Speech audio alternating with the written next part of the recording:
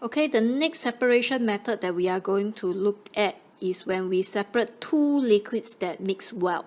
Okay, recall if your liquids do not mix well, we use a separating funnel to separate them. But if they mix well, right, we use distillation. So there are two types of distillation, the fractional, simple distillation or the fractional distillation over here.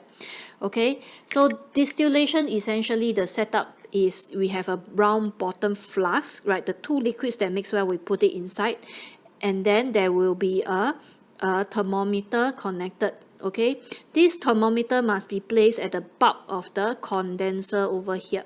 Okay, and then there will be constant heating, and then this part is where I collect the individual distillate. Okay, so usually I will put boiling trips inside here. This one is to minimize bubbles formed during boiling to smooth the boiling process. Okay, the temperature over here, the thermometer bulb must be placed at the opening. Okay, so the bulb cannot be too low, because if it's too low, you are measuring a lot of direct heat from the burner. It cannot be too high. Okay, why is it so? It's because this bulb is measuring the temperature of the vapor that is leaving the distillating flask, and then that is entering the condenser. Okay, so what's going to happen here if, for example, I have two liquids? Okay, if I have water and then salt water. Okay, salt water, essentially salt is like a impurity. So your boiling point of salt water may be 102 degrees Celsius. Your boiling point of H2O, I'm sure you all know this is 100 degrees Celsius. Okay, so what's going to happen when you start heating it? Once it reaches 100 degrees Celsius, your thermometer will show 100. When your thermometer show 100, you should know that all the water is turning into water vapor over here. When they turn into water vapor, they enters the condenser, right? And then once it enters the condenser, what is happening in the condenser? There's cold water entering at the bottom over here, and then my hot water is constantly being pumped out. Okay, so cold water is usually found at the bottom near where we are collecting, because this is to allow for effective condensation. Okay, my hot water will constantly be pumped out at the top. Another thing to note, right, is my condenser must be slanted. Okay, it must be slanted to allow the gas to touch the walls, the cold walls easily, so that condensation can take place effectively. Okay, if it is horizontal, it is limited. The condensing is limited.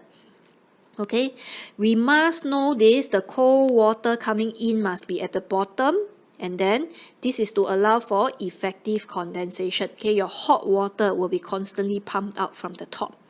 Okay, when we are trying to collect the distillate, right, we always use a conical flask, right? Conical flask, why is it so? It's because they have a narrower mouth. This will prevent spillage, maximum distillate collection. Okay, and then we use a beaker with ice, right, if the distillate is volatile.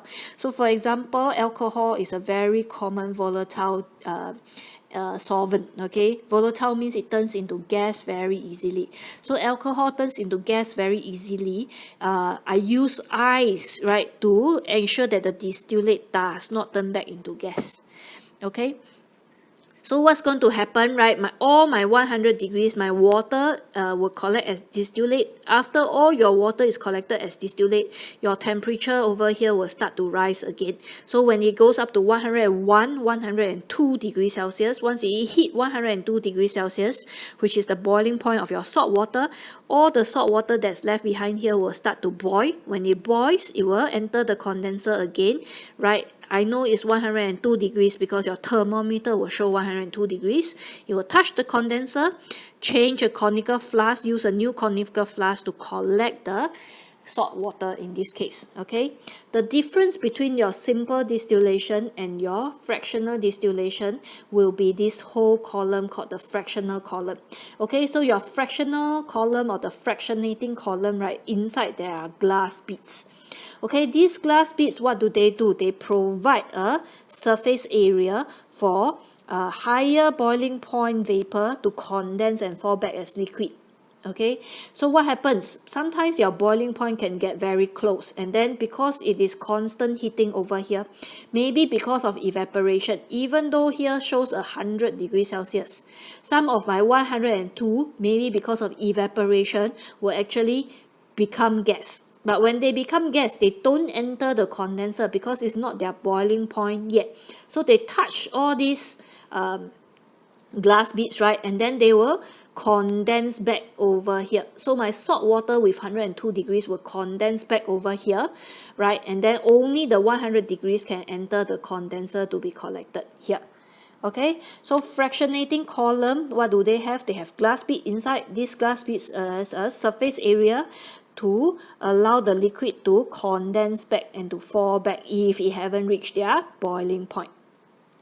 Okay, let's look at the bottom. Okay, so the setup we have already discussed. This is when your solution boils and then it vaporizes and enters the condenser, right? When it enters the condenser, we know that it is the pure vapor because of the boiling point shown on the thermometer, right? And then in the condenser, it will cool and condense back into the distillate to be collected. Okay. When do we use fractional distillation? Okay, when this fractional distillation, we usually use it when there are 3 or more miscible liquid. And then their boiling points are very close, less than 25 degrees Celsius. So some common examples, we have separating crude oil, we have separating air, multiple components of air, there's more than 3 components. We have nitrogen, oxygen, carbon dioxide, water vapor, etc. Okay. And then to separate ethanol. Ethanol, this is a volatile liquid, so you use fractional distillation.